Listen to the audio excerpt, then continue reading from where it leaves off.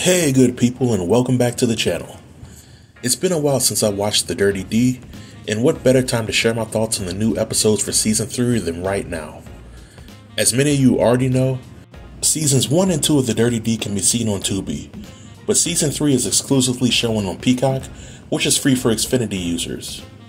Now I don't have Xfinity, and I certainly didn't pay to see Season 3. I have Instacart, and by signing up for the free trial of Instacart Plus, I was able to access Peacock until my free trial runs out. Call me cheap, but times are rough nowadays, and if you want to catch The Dirty D for free, then I suggest you sign up for the free trial as well.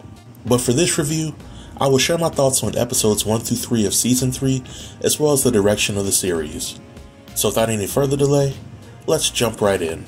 Now a few years ago when I saw the first season of The Dirty D, I gotta admit that I've become an instant fan. Back then, the show focused on its core characters of Kyra, Terrence, Tiffany, Brick, and Malik, while giving the side characters of Boom and India some time to shine.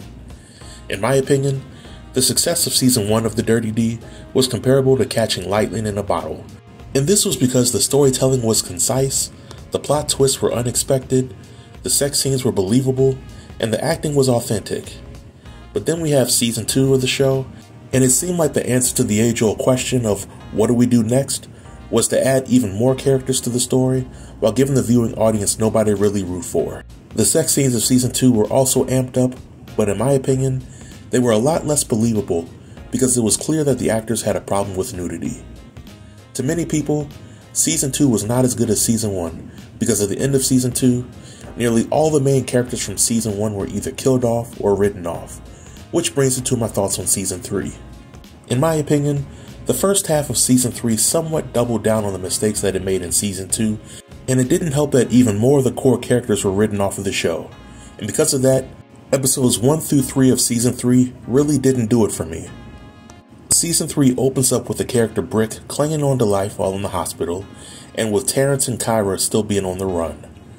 We as the viewing audience already know that the actors that play these characters are not going to return to the show. However, the new storyline revolves around the notion that these characters may eventually return. Now, because many of the fan favorites of The Dirty D are no longer on the show, Season 3 relies on the side characters like Ice, Breeze, Boom, Lachey, and Yaya, as well as the crooked lawyer to carry the torch. Out of all these characters, I think that the audience will be more accepting of Boom getting more scenes and character development because he's been a part of the series since the first season, and because he plays an important part to the story. But some of the other characters were kind of shoehorned into the storyline, and with characters like the police chief getting screen time to explore their story, when it has little to no impact on the plot, kind of takes away with what drew many fans to The Dirty D in the first place. And this brings me to my next issue with Season 3. The writing was all over the place. If I had to summarize episodes 1 through 3 of Season 3 in a few sentences, here would be my take on the events. Brick is out of commission, and several key characters are vying for control of his empire. India is still tied up in somebody's basement, and we still really don't know who was involved and why. And the police are teaming up with the US Marshals to make some headway in the Brick Davis case. Now, while this summary of the first 3 episodes sound pretty simple, things get muddled when the side characters are given their own plots, which takes the viewers down the rabbit hole. For example, with Brick being out of commission, Yaya and Breeze are competing over Brick's empire. At some point in the story, Ice confronts Breeze about being involved in India's kidnapping, but Boom saves Breeze from being sent to the upper room. Boom then tells Breeze about Brick being in the hospital and encourages her to go visit him while failing to tell her that he threatened the doctor to not let anybody see Brick. Breeze goes to the hospital and is told by staff to file for power of attorney in order to see Brick. And the only lawyer that she could find to help her out was Yaya's lawyer, which of course is a conflict of interest.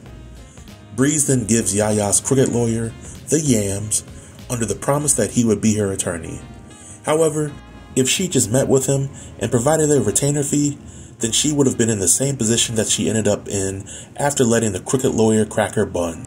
But when it's all said and done, Boom was surprisingly granted power of attorney, while Yaya and Breeze were left looking foolish. Now, I use this example of the writing being all over the place because it reminds me of the TV show Empire, in that we have several people fighting over one person's organization, instead of using their energy and resources to create something bigger and better. There are also plenty of scenes that were clearly added for shock value in this series, or because they needed to meet their quota for sex scenes per episode. And as I said plenty of times, I'm perfectly fine with sex scenes on any Tubi movie or TV series, as long as there's some attempt to make them look realistic. It's impossible for me to take a sex scene seriously if I can visibly see the actor has clothes on, or if they're noticeably covering up while getting it in like two jackrabbits trapped in a tube sock. Nevertheless, there were plenty of those scenes in episodes 1 through 3, and every time I saw them, it made me miss the magic that Season 1 was able to create. So I know that my thoughts on Season 3 of The Dirty D haven't been overly positive, and because of that, I want to address the elephant in the room. I in no way aim to talk down on the talented cast of The Dirty D, the director, or the series as a whole, but I gotta be honest when I say that to me, the series is continuing to go downhill when it comes to the storytelling. And because nearly all the actors that put The Dirty D on the map are no longer involved in the series, I think that the series should have gone in one of three directions, which involves the series being rebooted or rebranded, the new season skipping ahead several months or years instead of being one linear story, or just end the series altogether and create a spin-off show with Boom, Yaya, and other characters with actors that can commit to filming several seasons. Now, I'll concede that some folks out there may not agree with my thoughts on this review, and I think that's perfectly fine.